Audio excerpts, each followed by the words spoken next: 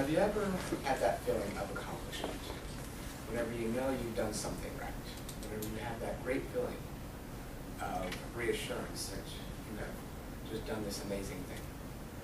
Well, today I'm going to talk to you about the Junior Volunteer Program at Lake Regional Hospital in Osage Beach, Missouri, and what they're going to do. And what this program does is it helps a lot of students that are wanting to go into the health program to get acclimated to the hospital environment. And it also helps those get that reassuring feeling whenever you are able to help people.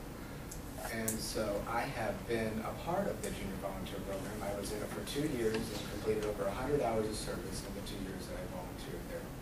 I have done some research on it, and I am wanting to go into health for myself. So, that's it. The main points today that we're going to be going over are the requirements to get into the Junior Volunteer Program, the positions that are available in the hospital to volunteer in, and the time that you are able to volunteer at the hospital. Now, the requirements that are required for you to volunteer at the hospital. This program is mainly for teenagers, and the requirement age is 14 to 18. Whenever you get older, you can volunteer. They have another volunteer for adults, but we're going to be mainly looking at the Junior Volunteer Program today. To be able to be in it, you have to have a TB shot, and you have to pass the test to say that you don't have TB. You have to have parent, guardian signature since you aren't old enough, unless you are 18, which will be your last year in the program. Then you can just sign it yourself. And you also need to attend orientation at the beginning of the summer. According to Betty Coleman, the current director of the Junior Volunteer Program, she says it is essential and very important that you attend this meeting, because not only does it go over the reasons why this program is in the existence that it is, but it also goes over and tells you different rules, the mission, the value, and the purpose of the hospital, and basically it treats you pretty much just like a regular staff member there at the hospital. So it's a very important meeting that you need to really go to if you want to go.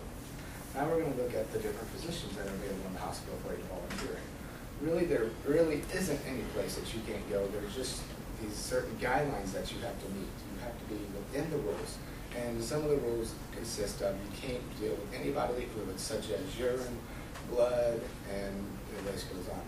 And if you do deal with anything, you have to consistently wash your hands, or you have to use hand sanitizers, which sanitizers are in every patient's room, and they are hanging on the wall where you can just push a pump and it pumps it out for you. You have to also wear gloves whenever you do certain activities while we're volunteering.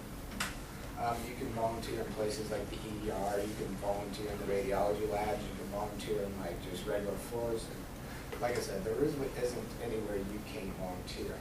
And there's also different events that goes on in the community that you can volunteer for too.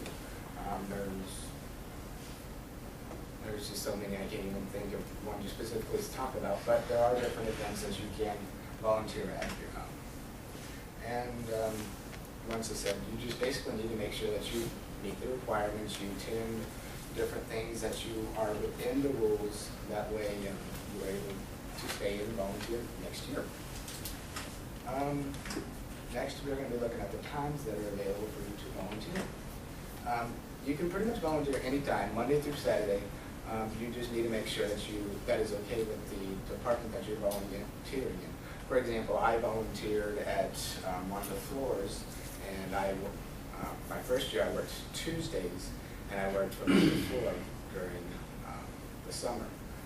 And I was able to come in 8 to 4 work, and then I would leave. And there are some programs that have set times for the volunteers, and pretty much you cannot work on Sunday with one exception, which I will talk about later. Like I said, there are some programs that have set times. For example, I know the radiology labs, their times are a lot later and their hours are a little bit less.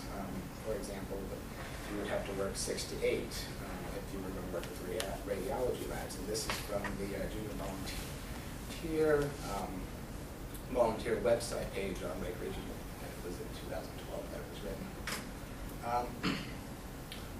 According to, once again, Betty Coleman, she was his director, unless unless you get approved through her, then you cannot work on Sundays, which I did, which is when I got my last year, I was able to work on Sundays. And for the events, like I said, there are certain times that they work and the times vary. So in conclusion, we have looked at the three points. We looked at, I just lost it. We looked at the time that you're able to work in the hospital, the positions that you're able to work, and the requirements that this requires you to volunteer. And thank you for your time today.